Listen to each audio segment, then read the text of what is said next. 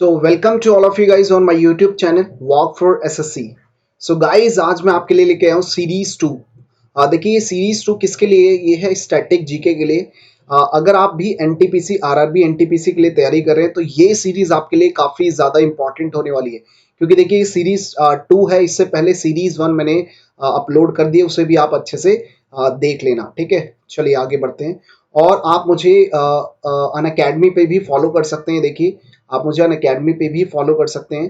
ठीक है, वहाँ पे रवि कुमार के नाम से आप अन अकेडमी पे फॉलो कर सकते हैं। मैं वहाँ पे स्पेशल क्लासेस देता हूँ इंग्लिश के लिए। बाकी ये है, अगर आपको इंग्लिश के लिए क्विजेस चाहिए या पीडीएफ या नोट्स वगैरह आपको चाहिए तो आप मुझे फॉलो कर सकते हैं। रवि लाइफ स्कोड मतलब इंस्टाग्राम की आईडी है रवि लाइफ स्कोड पे आप मुझे फॉलो कर सकते हैं। और अगर फेसबुक पेज की बात की जाए तो वो भी सेम ही आईडी है ravilifescode@gmail.com पर आप मुझे कर सकते हैं फॉलो।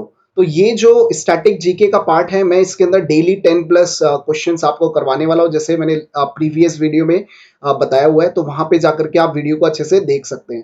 ठीक है, तो आज सीरीज 2 है। चलिए सीरीज 2 में हम करते हैं क्लास को स्टार्ट। और आज का आपका फर्स्ट क्वेश्चन है, देखिए यहाँ पे लिखा हुआ है सूर्य का सबसे निकटतम ग्रह कौन सा है? सूर्य का निकटतम ग्रह कौन सा है? फर्स्ट ऑप्शन बुध, सेकंड बृहस्पति, थर्ड शुक्र, फोर्थ इज मंगल। चलिए अगर हम बात करें सूर्य का निकटतम ग्रह कौन सा है, तो आपका आंसर होना चाहिए बुध इज योर राइट आंसर, है ना। अब देखिए मैं आपको बताता हूँ, है ना, पूरा अच्छे से शॉर्ट ट्रिक के माध्यम से हम समझेंगे। और मैं आपके लिए इमेज भी लेकर के आया हूँ, सो दैट इमेज के थ्रू मैं आपको अच्छे से ज्यादा समझा पाऊँ।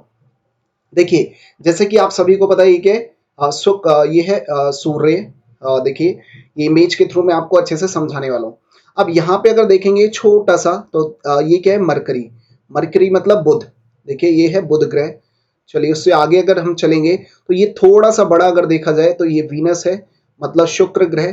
ठीक है, चलिए अगर और आगे बात करें तो अगर इससे आगे चलते हैं तो ये दिख रहा होगा आपको पृथ्वी, जिस पर हम रहते हैं।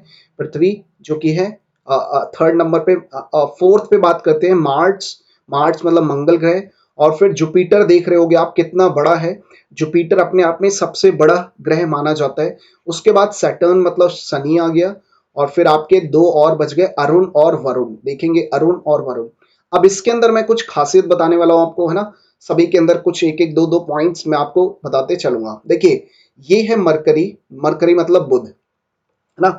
अब अगर बुध देखा जाए तो बुध सूर्य के सबसे नजदीक है। क्लियर?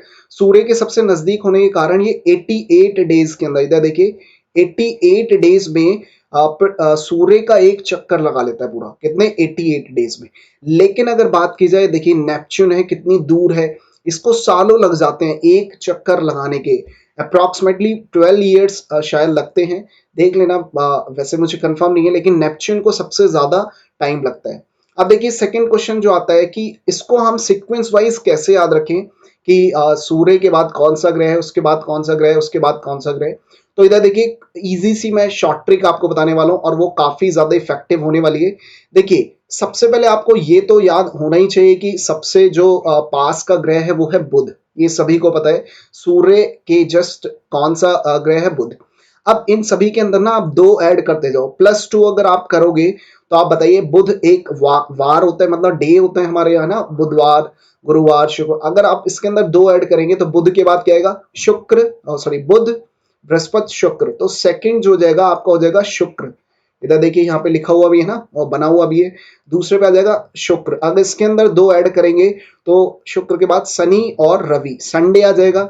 अब संडे को मतलब आप समझो उसे बोलेंगे पृथ्वी। मतलब ऐसे छोटी सी शॉर्ट ट्रिक के माध्यम से आपको याद रखना है।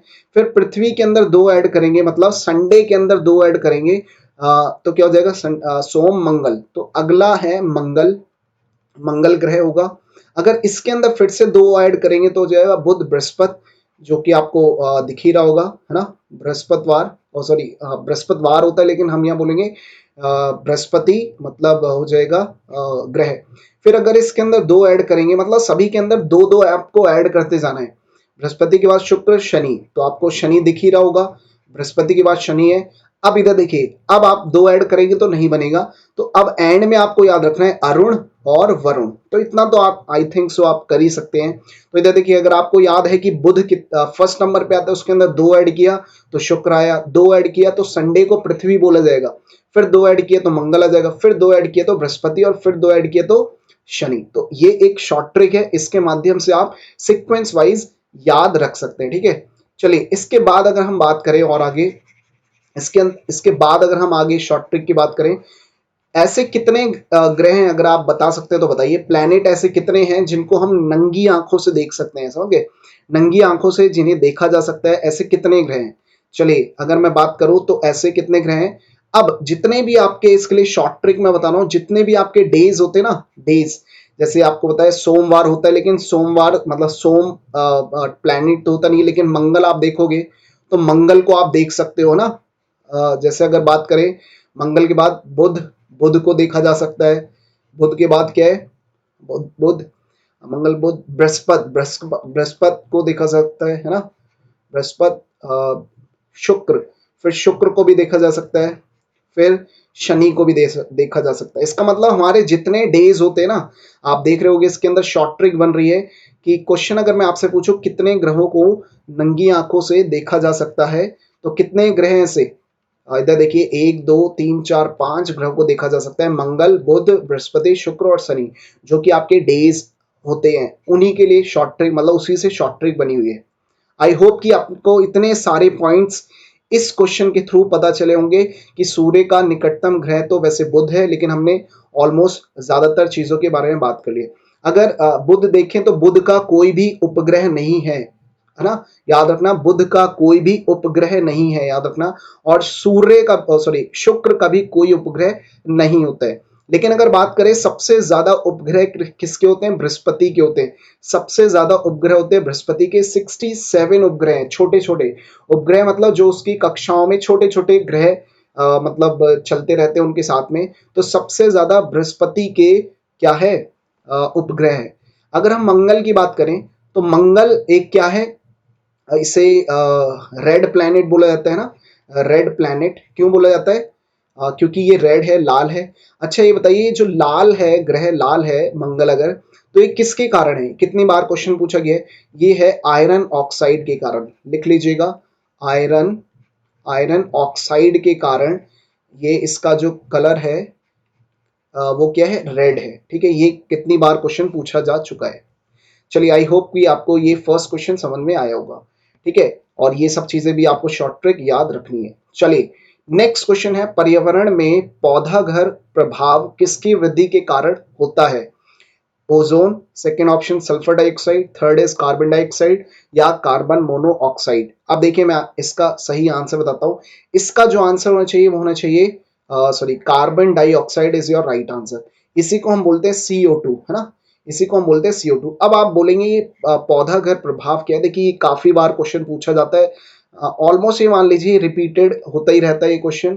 इसको बोलते हैं ग्रीन हाउस इफेक्ट। क्या बोलते हैं हम इसे, ग्रीन हाउस इफेक्ट। अब ये ग्रीन हाउस इफेक्ट क्या है, इसके बारे में हम जरा देखते हैं। देखिए ग्रीन हाउस इफेक्ट क्या होता है, पौधा घर प्रभाव। देखिए ग्रीन हाउस इफेक्ट को समझाने के लिए मैं आपको एक छोटी सी इमेज पर लेकर के चलता हूं, ताकि मैं आपको अच्छे से समझा पाऊं कि ग्रीन हाउस इफेक्ट होता क्या है ना, और इसका कैसे यूज किया जाता है। देखिए यहाँ पे मैं आपको समझाता हूँ इस इमेज के थ्रू। देखिए ये क्या है, हमारी पृथ्वी, ठीक है ना, आप देखिए जो ये अर्थ है। अर्थ के अगर हम ऊपर जाते हैं तो एटमॉस्फेयर आती है अलग अलग ना, और ये एक लेयर है। देखिए ये एक टाइप से लेयर बनी हुई है, तो एक लेयर के माध्यम से आप अच्छे से ज्यादा समझ पाएंगे। ठीक है, अब अगर हम बात करें इधर देखिए, होता क्या है, जो सन है, सन यहाँ से क्या कर रहा है कि आपको पता है कितनी दूर है सन, है ना, और अपनी रेज छोड़ रहा है वो पृथ्वी पर। तो यहाँ बहुत सारी रेज आती है। ठीक है, कुछ रेज क्या होती है, कुछ रेज देखिए, कुछ रेज तो मतलब पृथ्वी एब्जॉर्व कर लेती है ना, लेकिन कुछ रेज क्या होते हैं, यहाँ से देखिए दिखा रखा है, ये टकरा के वापस चली जाती है ना, यहाँ से टकरा के वापस चली जाती है। तो बस इसी को बोला जाता है ग्रीन हाउस इफेक्ट, कि इसका मतलब कि जो सूर्य से पृथ्वी तक किरणें आती है, उसमें से कुछ तो एब्जॉर्ब कर लेती है अर्थ, और कुछ वो वापस चली जाती है ना। तो उसी को हम बोलते हैं ग्रीन हाउस इफेक्ट। इधर देखिए, अब इसके अंदर कौन सी गैस होती है, वो होती है CO2, जो कि पृथ्वी को गर्म करने का काम करती है। अब यहाँ पे हीट होने लग जाती है, आपको आपने देखा होगा गर्मियों में बहुत ज्यादा गर्मी पड़ती है, तो इसी कारण कि बहुत ज्यादा सूर्य अपनी किरणें हमें दे रहा होता है, तो वो क्या होता है, CO2 बढ़ने लग जाती है इसीलिए। तो बस यही क्वेश्चन है और ये काफी बार पूछा भी गया है। इसको और अच्छे से जानने के लिए ग्रीन हाउस इफेक्ट क्या होता है ना। अब इसका मतलब आपको ये समझ में आया कि किसी चीज के अंदर अगर किरणें जा रही हो तो वो चीज गर्म हो जाएगी, है ना। अब इस इमेज के थ्रू देखते हैं, देखिए काफी ज्यादा इंपॉर्टेंट, इस इमेज के थ्रू आप अच्छे से समझ पाएंगे। देखिए, ये एक कांच का एक घर टाइप बना हुआ है ना, इसी को हम green house effect, green house भी बोलते हैं। अब होता क्या है, आप देखिए कुछ पौधे, देखिए जंगल इतने घने होते हैं कि बड़े बड़े उसमें पेड़ होते हैं ना, पेड़ पौधे बहुत बड़े बड़े होते हैं, इधर देखिए जैसे देख रहे हैं। अब मान लीजिए ये जंगल है, तो इधर कुछ ऐसे पेड़ पौधे भी तो होंगे जो छोटे छोटे से होंगे, जिन्हें क्या नहीं मिलता होगा, धूप नहीं मिलती है बिल्कुल भी, और आपको पता है पेड़ पौधे धूप से ही बढ़ते हैं। अब इधर देखिए ग्रीन हाउस में क्या होता है कि इन पौधों के लिए जिनको सूर्य का प्रकाश नहीं मिल पाता है, उनके लिए ये ऐसा है ना, ये देखिए ऐसा कुछ मतलब कांच का ये बनाया जाता है। अब ये क्यों बनाया जाता है, क्योंकि इसकी रेज है ना, मतलब सूर्य की रेज इस पे पड़े और कुछ तो टकरा के वापस चली जाए इधर उधर, लेकिन कुछ है जो इसके अंदर एब्जॉर्ब कर लेती है ना, मतलब ये जो कांच है इसके अंदर एब्जॉर्ब कर लेता है। अब उस एब्जॉर्ब करने से क्या होगा कि इसके अंदर ना गर्मी पैदा होगी, और गर्मी क्या, वो सूर्य की गर्मी है, तो ये जो पेड़ पौधे हैं ये अच्छे से ग्रोथ हो जाएगी इनकी, समझ में आया। इन्हीं को बोलते हैं ग्रीन हाउस। तो ये आपने काफी बार देखे होंगे नर्सरी में, जब जाते हो आप पेड़ पौधों के मतलब है ना, तो ये वो ज्यादातर ये यूज किया जाता है कांच का बना करके। एक एक दूसरे पॉइंट से और समझिए कि ग्रीन हाउस इफेक्ट क्या होता है। आप मानिए एक कार के अंदर बैठे हैं, बहुत ज्यादा गर्मी हो रही है ना, बहुत ज्यादा गर्मी हो रही है, कार के अंदर आप बैठे हुए हैं, तो उसके भी शीशे होते हैं, आपको पता है, शीशे से मतलब उसके चारों तरफ शीशे होते हैं गाड़ी के। तो उसके अंदर जब सूर्य की किरणें जाती है गर्मी के अंदर, तो होता क्या है, अगर आपके सारे मतलब शीशे ऊपर हैं, बंद हैं, तो होगा क्या, थोड़ी देर बाद ना वो तपने लग जाएगा, और जब तप जाएगा ना, इतना तप जाएगा वो कि आप उसके अंदर बैठ ही नहीं सकते। इसका मतलब कुछ रेज अंदर आ रही है और कुछ रेज बाहर जा रही है, तो जो अंदर रेज है ना वो अंदर घुटन कर देगी। और ये कहा जाता है कि अगर आपने गर्मी में सारे मतलब वो बंद कर रखे ना, तो आपकी मौत भी हो सकती है, क्योंकि अंदर गर्मी बढ़ जाती है और गैसेज है ना, CO2 गैसेज बहुत ज्यादा बढ़ जाती है, तो जिससे आपकी मृत्यु भी हो सकती है। तो बस वही है green house effect. I hope कि आपको इतना समझाने पे चीजें क्लियर हो गया होगा। तो इसका आंसर है carbon dioxide is the right answer. चलिए नेक्स्ट क्वेश्चन की तरफ बढ़ते हैं। ठीक है, नेक्स्ट क्वेश्चन है, इधर देखिए, भारत में बाघों का सबसे बड़ा अभ्यारण्य कौन सा है। देखिए अब यहाँ पूछा गया है सबसे बड़ा अभ्यारण्य, है ना, सबसे बड़ा पार्क पूछा गया है, किसके लिए, बाघों के लिए, है ना। तो वेरी वेरी इंपॉर्टेंट क्वेश्चन है, मैं इसको आपको अच्छे से बताता हूँ। देखिए अगर ये क्वेश्चन आए तो आपको क्या आंसर करना है मैं बताता हूँ। देखिए अगर देखें तो आंसर शुड बी नागार्जुन, है ना। नागार्जुन अभ्यारण्य सबसे बड़ा अभ्यारण्य किसके लिए, टाइगर्स के लिए। वहां पे टाइगर रिजर्व है, मतलब वहां बहुत सारे टाइगर्स को रखा जाता है, उनकी देखरेख की जाती है। अब नागार्जुन है कहाँ पे, आंध्र प्रदेश के अंदर, आपको याद रखना है ये है आंध्र प्रदेश के अंदर, है ना। अगर ये पेंच की बात करें, इधर देखिए पेंच क्या है, एक अभ्यारण्य है जो कि कहाँ पे, MP के अंदर, कहाँ पे, MP के अंदर है, मध्य प्रदेश के अंदर है। ये याद रखना है। इसके अंदर कुछ खासियत क्या है, इसी को हम मोगली लैंड भी बोलते हैं। क्या बोलते हैं हम इसे, मोगली लैंड। अब देखिए मोगली लैंड क्यों बोला जाता है, इधर देखिए मोगली लैंड पेंच अभ्यारण्य को क्यों बोला जाता है, मैं आपको एक मतलब फोटो के थ्रू समझाता हूँ। देखिए पेंच टाइगर रिजर्व, पहली बात तो यहाँ टाइगर्स पाए जाते हैं ना, टाइगर्स पाए जाते हैं, तो ये आपको अच्छे से याद रखना है। दूसरा इसको देखिए मोगली, है ना, मोगली लैंड क्यों कहा जाता है, क्योंकि आपने मोगली की कहानी सुनी होगी बचपन में, और बच्चे सभी सुनते हैं, उसका शो भी देखा होगा। तो मोगली जो एक बच्चा था जो जंगल में भटक गया था, है ना, और मतलब पशुओं के साथ, मतलब जंगली जानवरों के साथ वो रहने लग गया था, वो यहीं की घटना है, और ये रियल घटना है पेंच की, है ना। मध्य प्रदेश के अंदर पेंच टाइगर रिजर्व है, तो यहीं पे ही वो बच्चा बड़ा हुआ, है ना, और यहीं पे ही खो गया था, मतलब गुम हो गया था। और इसीलिए याद रखना, मध्य प्रदेश में इसीलिए मध्य प्रदेश में मोगली उत्सव में बनाया जाता है, क्या, मोगली उत्सव भी मनाया जाता है। ठीक है, दोबारा सुनिए, इसीलिए ताकि बच्चे इससे आकर्षित हो और वो कुछ सीखें कि भाई हमारे पर्यावरण में हमारे लिए जंगल क्यों इम्पोर्टेंट है, पेड़ पौधे क्यों इम्पोर्टेंट है। इसीलिए मोगली उत्सव ये आ सकता है। मोगली उत्सव कहाँ मनाया जाता है, तो आपको पता होना चाहिए, पेंच मध्य प्रदेश में मनाया जाता है, ताकि बच्चों को इससे सीख मिले और जंगल के बारे में बहुत सारी चीजें जाने।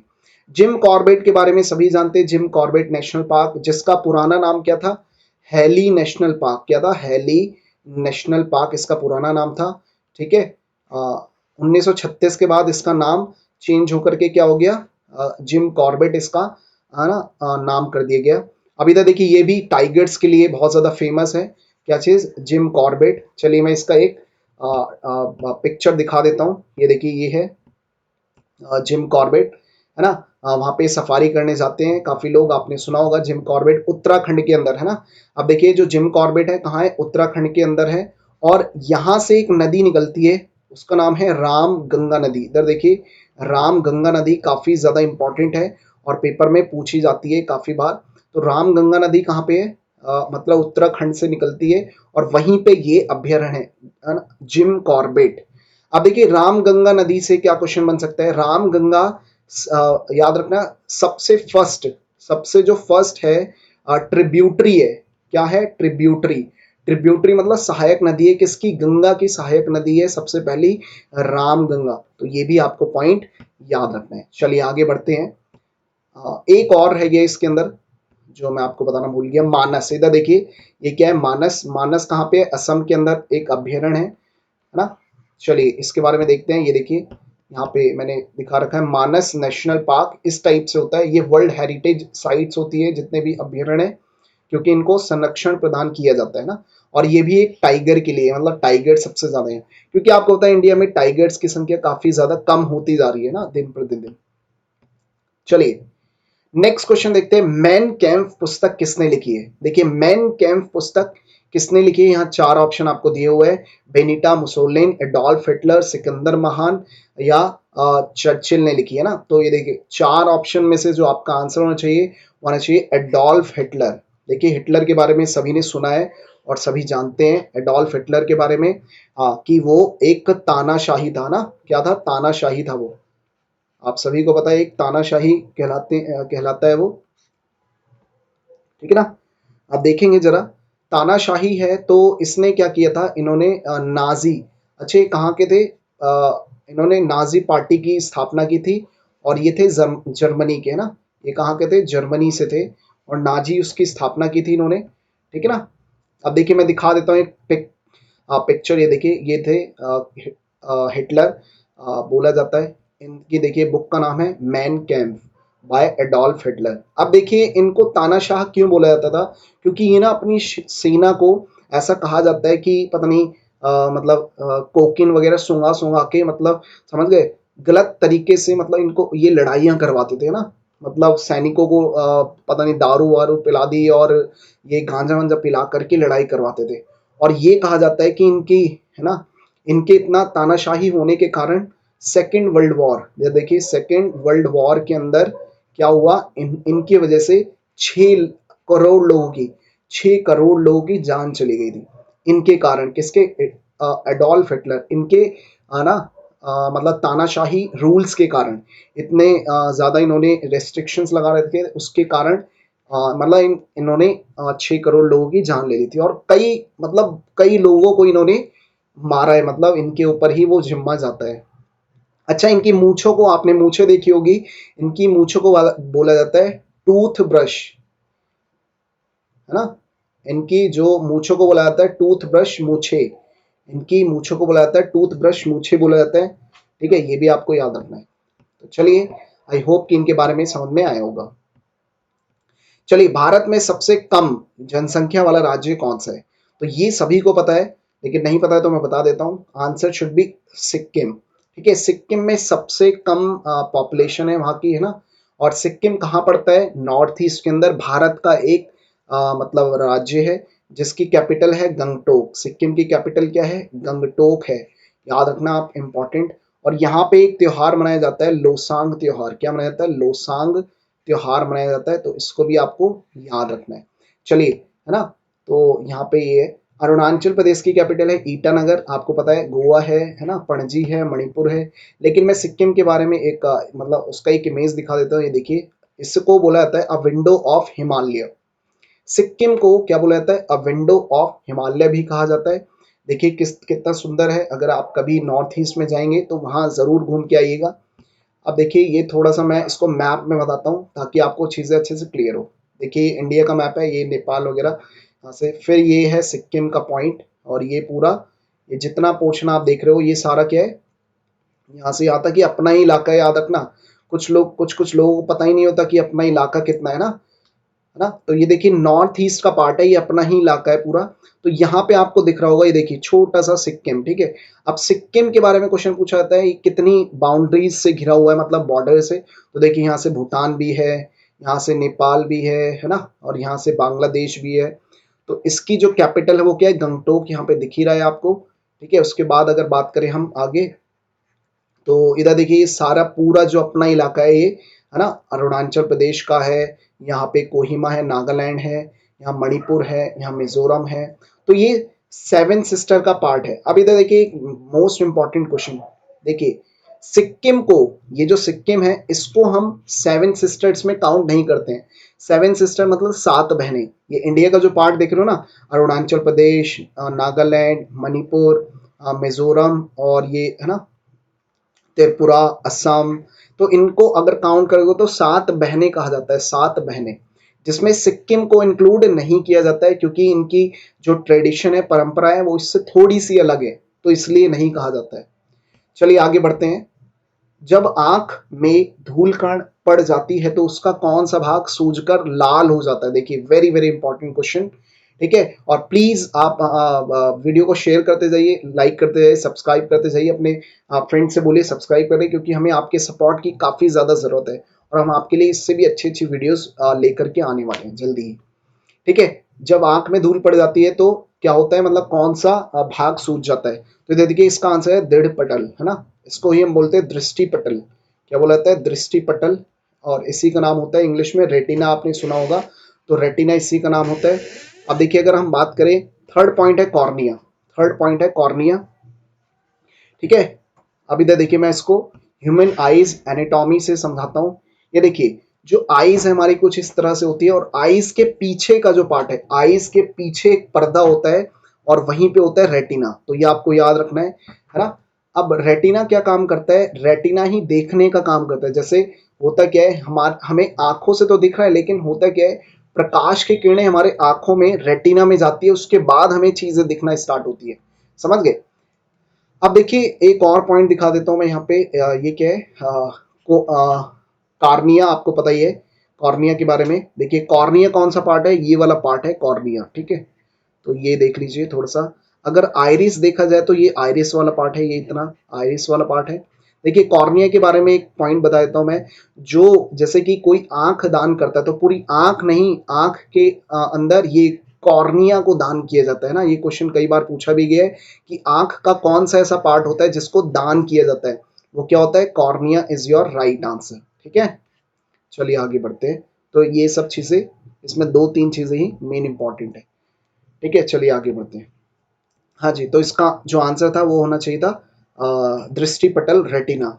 इसमें ये सूज के ना लाल पड़ जाते हैं। चलिए नेक्स्ट पॉइंट के बारे में बात करते हैं। गाय के दूध का रंग थोड़ा पीला होता है, उसमें ऐसा क्या होता है? इधर देखिए, राइबोफ्लेविन, कैरोटीन, ज़ैंथोफिल या राइबियोलोज। राइब्यूलोज। देखिए, जो ऑप्शन आपका आंसर होना चाहिए वो होना चाहिए कैरेटिन। इधर देखिए, कैरेटिन काफी चीजों में पाया जाता है। कैरेटिन ही होता है जिसके अंदर थोड़ा थोड़ा पीला कलर दिखता है। अब देखिए, पीला कलर कलर हल्का हल्का जिसमें भी दिखेगा उसका आंसर कैरेटिन होता है। कैरेटिन एक पिगमेंट का काम करता है। पिगमेंट क्या होता है? इधर देखिए, वर्णक। क्या होता है? वर्णक। और वर्णक मतलब जो हमें हमारी बॉडी के अंदर कलर प्रदान करता है ना। अब देखिए, जैसे हमारे नाखून होते हैं, नाखून भी हल्के हल्के पीले होते हैं, वो कैरेटीन की वजह से। पत्तियां हल्की हल्की पीली होती है, वो कैरेटीन की वजह से होती है। गाजर में नारंगी जो कलर होता है ना, हल्का हल्का, वो भी कैरेटीन की वजह से ही होता है। और आपको पता है कि कैरेटीन हमारे बालों के लिए भी अच्छा रहता है। तो याद रखना, गाय के जो दूध होता है वो थोड़ा पीला होता है इसके कारण। चलिए, और भी मैं इससे रिलेटेड आपको पॉइंट्स बता देता हूँ जो मैंने एक लिख करके यहाँ पे लिख आपके लिए एक पीडीएफ बनाई है। इधर देखिए, दूध के अंदर पीलापन जो होता है कैरेटिन के कारण होता है, लेकिन अगर सफेद रंग पूछा जाए तो किसके कारण होगा? केसिन के कारण। केसिन के कारण सफेद कलर होता है। अब अगर देखें हम, अरे सॉरी, अगर हम देखें अगर हम देखें इधर देखिए, खीरे के अंदर कड़वापन, खीरे के अंदर कड़वापन पाया जाता है, तो किसके कारण होता है? कुकर बिटेसिन के कारण, है ना। ये याद रखना पॉइंट आपको। अब नेक्स्ट बात करते हैं, मूली का जो तीखापन होता है, मूली में जो तीखापन होता है वो होता है आइसोसाइनाइड के कारण। तो भाई देखिए, ये सब चीजें तो लर्न करनी ही पड़ेगी, कितनी बार क्वेश्चन पूछ लिया गया है। अगर हल्दी के बारे में बात करें, हल्दी के अंदर करक्यूमिन के कारण वो पीली होती है हल्दी। अगर हम बात करें करेले का कड़वापन किसके कारण होता है? करेले का जो कड़वापन है वो किसके कारण? मेमोडिकोसाइड के कारण, है ना। उसके अंदर एक प्रोटीन पाया जाता है। ये मिर्च के अंदर तीखापन किसके कारण? कैप्सोसिन के कारण पाया जाता है। ये मोस्ट इंपॉर्टेंट है कि इतने आप याद रख सकते हैं, तो इनमें से फंसने की संभावना होगी आपके पेपर में, ठीक है। तो आप नोट डाउन कर लेना। और हाँ, बाकी इसकी मैं कंप्लीट पीडीएफ अपने मतलब आपको डिस्क्रिप्शन में डाल दूंगा। डिस्क्रिप्शन में से आप क्या कर सकते हैं, लिंक को डाउनलोड करके पूरी एज इट इज आपको पीडीएफ मिल जाएगी, है ना। तो पीडीएफ के लिए घबराए नहीं, सब चीजें मैं आपको प्रोवाइड करने वाला हूँ। बस आपको एक ही चीज करना है, आपको शेयर करना है, जितना कर सके थम्स अप देना है ना, शेयर लाइक करना है, और सब्सक्राइब कराना है अपने फ्रेंड से जो भी मतलब तैयारी कर रहे हैं एनटीपीसी या किसी भी अदर एग्जाम के लिए। चलिए, नेक्स्ट क्वेश्चन है, 1906 में मुस्लिम लीग की स्थापना कहाँ हुई थी? Very very important. देखिए, मुस्लिम लीग की स्थापना कहाँ हुई थी? ढाका के अंदर हुई थी 1906 के अंदर। अब देखिए, मुस्लिम लीग की स्थापना किसने की? इसके संस्थापक कौन थे? तो थे सलीमुल्लाह। कौन थे? सलीमुल्लाह खां, ये इसके संस्थापक रहे थे। सलीमुल्लाह खां इसके संस्थापक रहे थे मुस्लिम लीग के। अब देखिए, मुस्लिम लीग का जो कंसेप्ट है वो सबसे पहले मोहम्मद अली जिन्ना लाए थे, और उनका ये कहना था कि भाई कि पाकिस्तान को एक अलग मुल्क बना दिया जाना चाहिए, और ऐसा ही हुआ 1947 में। आप सभी को पता है कि भारत का विभाजन हुआ, तो एक पार्ट हो गया पाकिस्तान का, एक हो गया भारत का पार्ट, है ना। तो 1906 में मुस्लिम लीग की स्थापना कहाँ हुई थी? ढाका में, ये आपको याद रखना है। चलिए, अच्छा, जो आज का ढाका है वो किसकी कैपिटल है? बांग्लादेश की कैपिटल है ढाका, है ना। बांग्लादेश की कैपिटल है ढाका। तो आपको ये चीजें याद रखनी है। कराची जो आपको पता है कि पाकिस्तान का पार्ट है, मेरठ इंडिया का पार्ट है, अलीगढ़ भी इंडिया का ही पार्ट है। लेकिन इधर देखा जाए तो सबसे ज्यादा मुस्लिमों की संख्या है। चलिए आगे बात करते हैं, संसद के विधेयकों के बारे में राष्ट्रपति किस प्रकार के निषेधाधिकार का प्रयोग कर सकता है? निषेधाधिकार मतलब होता है वीटो। देखिए, निषेधाधिकार मतलब होता है वीटो। अब वीटो पावर क्या होती है इधर देखिए, लेकिन इसके अंदर ये कह रहा है कि विधेयक के बारे में क्या सही है इसमें से, तो जेबी इज योर राइट आंसर। जेबी क्या होता है? जेबी एक वीटो होता है जो प्रेसिडेंट के पास एक अधिकार होता है, ठीक है। अब उसका वो अधिकार तब कब प्रयोग कर सकता है? इधर देखिए, राष्ट्रपति तब उसका अधिकार यूज कर सकता है, मतलब उसका यूज कर सकता है वीटो पावर का, जेबी वीटो का, कि जैसे कि कोई संसद में विधेयकों द्वारा क्या किया गया, एक सॉरी, संसद के अंदर विधेयक लाया गया है ना, चाहे वो धन विधेयक हो या साधारण विधेयक हो, तो उसको पारित करना है। तो पारित करने के लिए आपको पता है राष्ट्रपति के पास जाएगा ही। तो राष्ट्रपति चाहे उसका मन हो या ना हो, अगर मन नहीं है तो जरूरी नहीं कि उन्हें वो मतलब उसको वापस भेजना पड़ेगा 10 दिन के अंदर, किसके पास? इनके पास, कि भाई हाँ उसे पास कर दिए गए। शायद वो टेबल पे ही पड़ा रह जाए, शायद वो जेबी मतलब जेब में, प्रेसिडेंट अपने जेब में रख ले, तो उसके ऊपर कोई कार्रवाई या कुछ भी नहीं होगा, ठीक है। लेकिन 10 दिन के बाद अगर वो, है ना, रिटर्न नहीं करते हैं राष्ट्रपति, उसके ऊपर कोई भी सहमति नहीं देते हैं, तो वो विधेयक रद्द माना जाता है। समझ गए? तो इसी को बोलते हैं जेबी। चलिए आगे बढ़ते हैं। नेक्स्ट है, इल्बर्ट बिल किसके कार्यकाल के दौरान प्रस्तुत किया गया था? देखिए, वेरी वेरी इंपॉर्टेंट क्वेश्चन है इल्बर्ट बिल से रिलेटेड। देखिए, इल्बर्ट बिल कब आया था? 1883 के अंदर लाया गया था, लॉर्ड रिपन के काल में। किसके? लॉर्ड रिपन के काल में, ना। आपने गवर्नर जनरल लॉर्ड वगैरह पढ़े होंगे, तो ये उसी से क्वेश्चन आपका पूछा गया है। चलिए, जस्ट वेट फॉर व्हाइल। अब हम बात करते हैं, ये 1800 कब लाया गया था? 1883 में लाया गया था। अब देखिए, इसके अंदर ये लॉर्ड रिपन जो लाए थे, ठीक है। अब इसके अंदर था क्या, इल्बर्ट बिल में था क्या ऐसा? देखिए, पहले क्या होता था, 18वीं शताब्दी के अंदर क्या होता था कि जितने भी ब्रिटिश न्यायाधीश होते थे ना, है ना, न्यायाधीश जितने भी होते थे, तो उन्हीं को, जितने भी मतलब जिन्होंने कुछ गलत काम किया है, मतलब न्यायिक न्यायिक जो आदेश है वो ही लोग दे सकते थे। ब्रिटिश मतलब आप समझो अंग्रेज लोग के पास ही ये अधिकार था, भारतीयों के पास नहीं था। लेकिन इल्बर्ट बिल के अंदर क्या आया कि अब भारतीय भी जज बनने लगे थे ना, और जज के तौर पे न्यायिक आदेश देने लग गए थे, सुनवाई करने लग गए थे। तो उसी को इल्बर्ट बिल कहा जाता था, जो लॉर्ड रिपन के काल में आया था। और फिर उसके बाद से तनातनी हो गई थी मतलब अंग्रेजों और भारतीयों के बीच में। ठीक है। और लॉर्ड रिपन के बारे में अगर बात करें तो लॉर्ड रिपन के काल में एक बहुत इंपॉर्टेंट घटना हुई, जैसे बोलते हैं नियमित जनगणना, है ना। आपको पता है जनगणना स्टार्ट हुई थी 1872 के अंदर, है ना।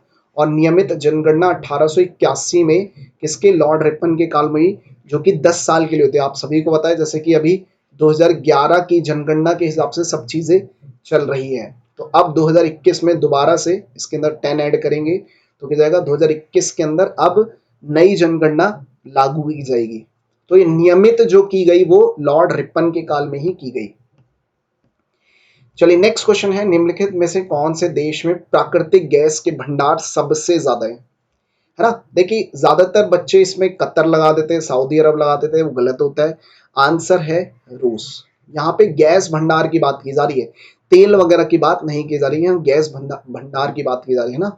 तो वो किसके पास है, वो रशिया के पास है। चलिए अगर मैं आपको इसको मैप के थ्रू दिखाऊं तो देखिए यहाँ पे पड़ता है, रशिया की कैपिटल है मॉस्को। आपको याद रखना है रशिया की कैपिटल है मॉस्को। ठीक है।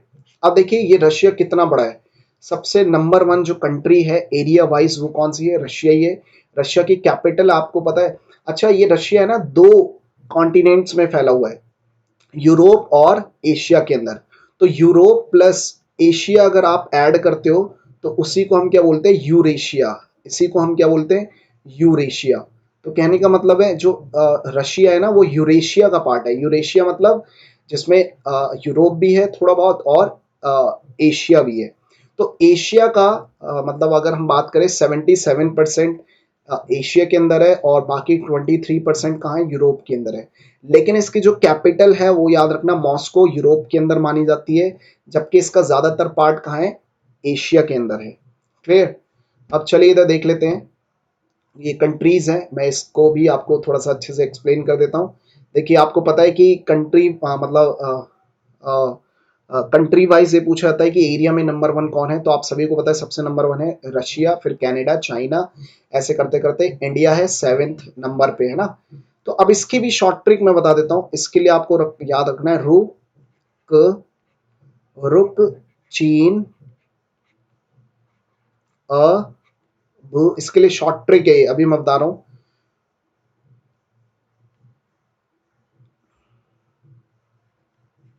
आगे भारत। इधर देखिए इसके लिए शॉर्ट ट्रिक मैं आपको बता रहा हूँ, इसके लिए क्या शॉर्ट ट्रिक है, इधर देखेंगे रुक चीन अब आगे भारत। इसको देखिए एक शॉर्ट ट्रिक के माध्यम से अगर आप याद करेंगे तो हो जाएगा रुक चीन अब आगे भारत, रुक चीन अब आगे भारत। रू से हो जाएगा रशिया, आर दिख रहा है। क से हो जाएगा कनाडा, चीन से चीन है ही 3rd नंबर पे। अ से अमेरिका, अ से अमेरिका, ब से ब्राजील, आगे में ग हटा दो, अ मीन्स ऑस्ट्रेलिया, और भारत 7th नंबर पे है ना। देखिए इसका एरिया ये रहा किलोमीटर में है, और सबसे ज्यादा किसका है, रशिया का है, 1 करोड़ के लमसम, है ना। सॉरी 17 करोड़ ऐसे ही कुछ है, देख लेना आप। चलिए आगे बढ़े। तो ये जो है आपसे इंडिया पूछा जाता है 7th नंबर पे है, और इसके बाद अर्जेंटीना है इंडिया के बाद। ठीक है। चलिए हाँ ये 1 करोड़ ही है, 1 करोड़ कुछ 70 लाख, और ये है 32,87,000 जो इंडिया का एरिया है। चलिए नेक्स्ट क्वेश्चन है, गीत गोविंद का लेखक कौन है। गीत गोविंद एक पुस्तक का नाम है, काफी इंपॉर्टेंट है, चर्चा में रहती है, मतलब चर्चा में मतलब पेपर में देखने को मिलती है। गीत गोविंद के जो लेखक है वो कौन है, जयदेव। अब इधर देखिए गीत गोविंद बुक है क्या, और इनको किसने लिखी है, जयदेव ने। देखिए आपको जैसे कि दिख ही रहे होंगे कि ये किसका चित्र है ना। देखिए गीत गोविंद के अंदर क्या इसके अंदर लिखा हुआ है, ये एक काव्य है जो कि किन्होंने लिखा, जयदेव ने। काव्य जयदेव ने लिखा है ये। और इधर देखिए इसके अंदर कृष्ण जी के जो रास लीला थी, है ना, गोपियों के साथ कृष्ण की जो रास लीला थी, और कृष्ण का राधा के साथ जो प्रेम था, उनका संबंध था, उसके बारे में पूरा वर्णन किए गए। तो इसलिए ये काफ़ी ज़्यादा महत्वपूर्ण है। गीत गोविंद पुस्तक है ना, तो ये आपको याद रखना है। Jaydev is the right answer, ठीक है ना। तो देखिए यहाँ हमारे 10 क्वेश्चन आज के समाप्त होते हैं और मैंने पूरा अच्छे से आपको एक्सप्लेन किया। आई होप कि आपको पूरा अच्छे से क्लियरली समझ में आया होगा, ठीक है ना। तो हम हर बार मतलब 1-2 दिन में स्टैटिक जीके से रिलेटेड हम वीडियोस बनाते रहेंगे। आज थी सीरीज 2 और हमें एनटीपीसी एग्जाम होने से पहले यहाँ पे कम से कम 50 सीरीज को खत्म कर देना है ना। 50 इंटू में 10 हो जाएंगे आपके 500 क्वेश्चन। तो 500 क्वेश्चन अगर आप कर लोगे तो आपकी स्टैटिक जीके में से काफ़ी हेल्प हो जाएगी, ठीक है ना। जल्दी से आप जाइए और हमें लाइक कीजिए, सब्सक्राइब कीजिए, अपने दोस्तों के साथ शेयर कीजिए, है ना। और अगर मैंने ये बता दिया पहले कि अगर आपको जुड़ना है तो आप हमें फॉलो कर सकते हैं रवि लाइव स्कोड, और यहाँ पे फेसबुक पेज भी हमने आपको दिया हुआ है। चलिए आपसे मुलाकात होगी नेक्स्ट वीडियो में, है ना। और हमें कमेंट करके बताइएगा कि आपको वीडियो कैसी लगी है, ठीक है। आपसे मिलते हैं नेक्स्ट क्लास में। Bye bye to all of you.